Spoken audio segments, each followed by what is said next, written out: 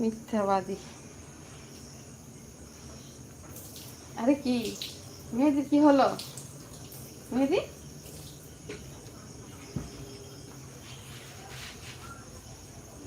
মেহেদির কি হয়েছে?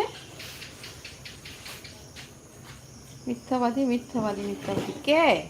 কেন মিথ্যাবাদী? কে মিথ্যাবাদী? আরে মেহেদির আবার কি হয়েছে?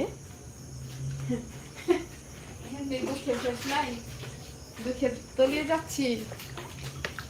সারাদিন রান্না খাওয়া করিনি, আমি কোনো কিছু সহ্য করতে পারি না, কিছু হলে আমি খেতে পারি না, কাজ তো দূরের কথা।